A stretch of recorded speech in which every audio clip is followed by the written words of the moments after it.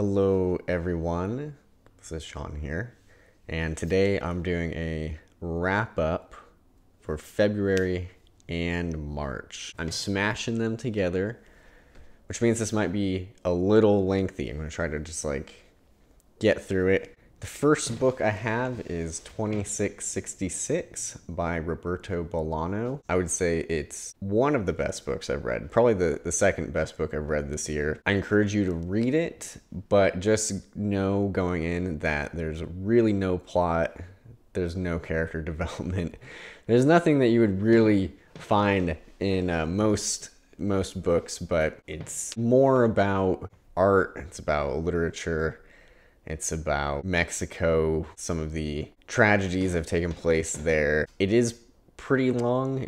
The copy I had was just a little under 900 pages, but I think if you just read a little bit a day, you'll get through it and you'll enjoy it. Also, just so you know, there's a ton of characters. It's pretty meandering. The next book I have is The Nickel Boys by Colson Whitehead. This one is about a fictional school for boys, a reform school. It takes place in the 1960s, and although the school is fictional, it is based off of a real institution that I believe was in Florida. Our main character, his name is Elwood Curtis. He gets sent to this reform school for a very light crime. He doesn't even do anything wrong. He's just in the wrong place at the wrong time.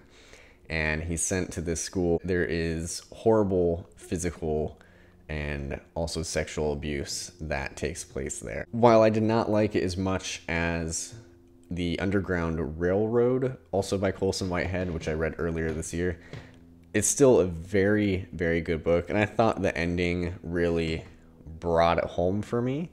The next book I have is actually a novella, is Signs Preceding the End of the World by Yuri Herrera and translated by Lisa Dillman. So this book is in Spanish. I guess I should have said that before. Yuri Herrera is a Mexican author, and the book is about a young woman who is crossing the border to get some information on her brother. So her brother has crossed the border, he's been gone for some time, and their mother has asked her to go get him back if possible. She loves what she does. She loves living in Mexico. So I think so much of the stories we see involving immigrants, from Mexico, it's always like these struggles of trying to get to the US, but this character, she likes where she lives, and without, spoiling anything, she wants to get back to Mexico any way possible. And what I liked about it is, like I said, it's very short. It's a little over 100 pages. It's kind of got this mythic quality to it. There are allusions to Greek mythology. The protagonist herself, Makina, she is very competent. She is no nonsense. She will get things done. And there's a very fantastic passage towards the end where she is in a predicament. She writes out this very interesting little speech. That whole moment definitely made it like a 5-star read for me. I know you fantasy lovers are reading these tomes, so if you've got time to spare for 100 pages, I definitely recommend Signs Preceding the End of the World. And next up, for the month of February, for our buddy read book, we actually had 2 books. We had Vengeful by V.E. Schwab, and we had Geekerella by Ashley Poston. If you want more of my thoughts on those, we do have some videos with us discussing, Elliot and I discussing the 2 books, but Vengeful I thought was fantastic. I really liked it. I actually liked it quite a bit more than Vicious, the first book. And then Geekerella I thought was a good time. So if you want to check any of those out, I would recommend them. Vengeful, I think, Vengeful may be like the most fun I've had reading this year. The next book I have is another novella. It is called Down the Rabbit Hole, and it's by Juan Pablo Villalobos. This book is even shorter than the previous novella. This one is only 70 pages, and it is about a young boy, I think he's like 8 to 10 years old, who lives in this amazing mansion. It is revealed pretty early on, obviously, that his father is actually a drug cartel leader. It's told from the perspective of the child, so he has like kind of like this childlike wonder.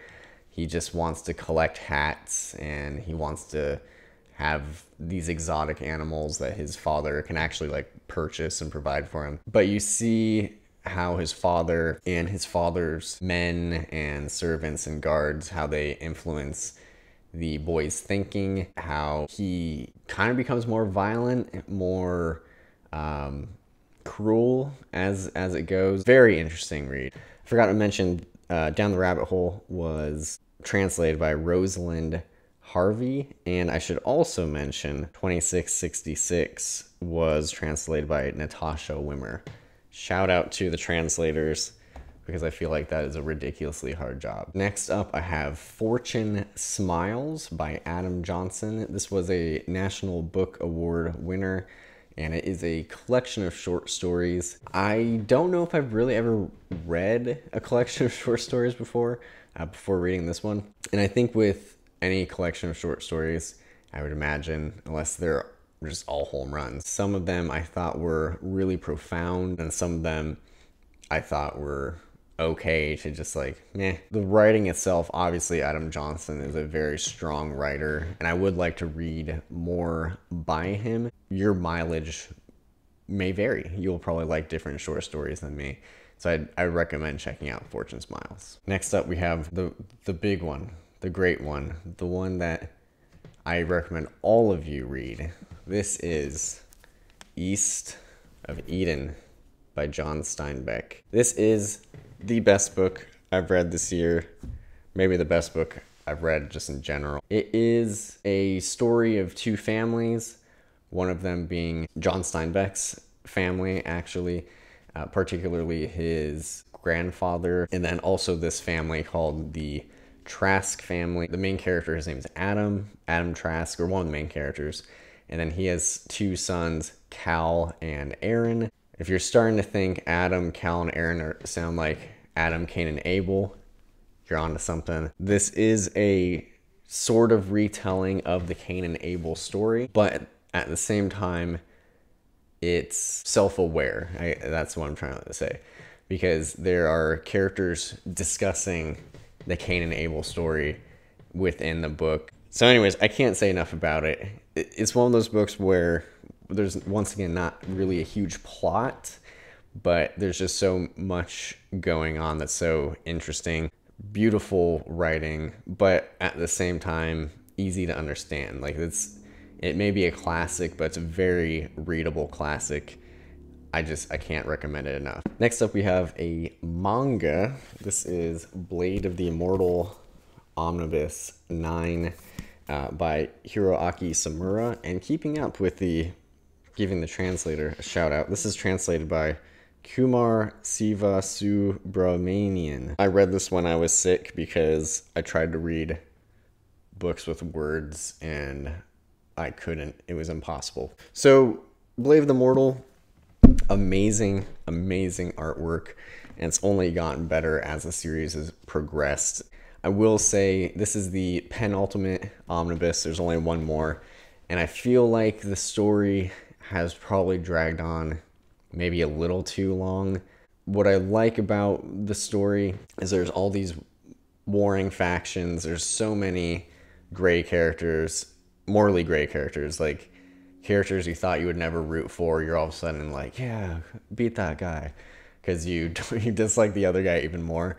So in that regard, I think it's fantastic. It definitely challenges you in seeing different perspectives of these characters.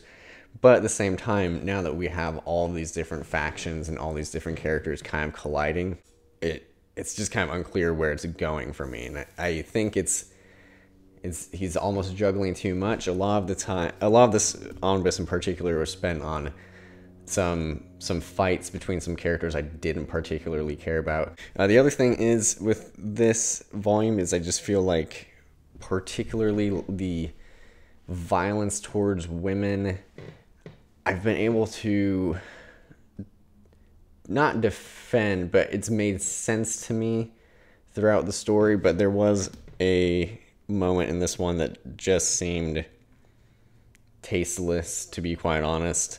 It kind of came out of nowhere and unnecessary, so that was a little off-putting to me.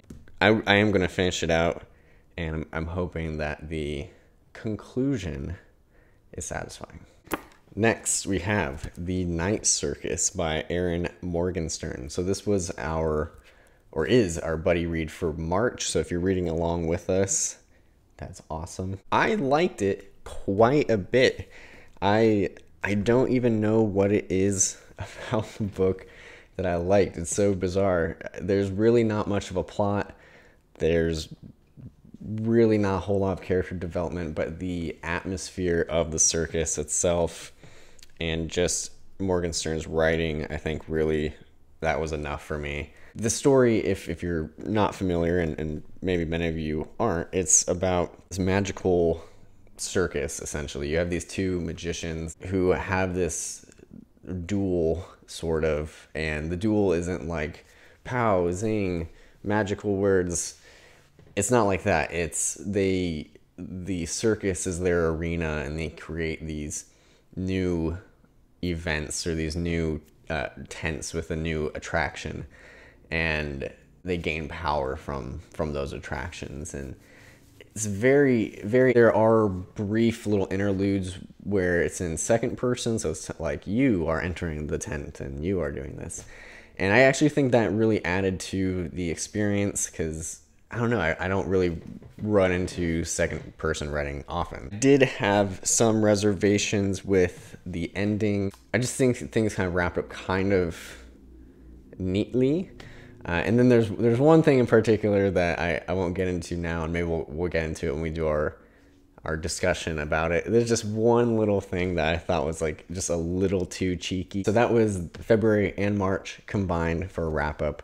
Let me know if you've read any of these. Once again, read East of Eden because it's amazing. Let me know what you think of East of Eden. And if you don't like it, don't let me know about it because it'll make me sad. Thank you for watching, and I will see you next time.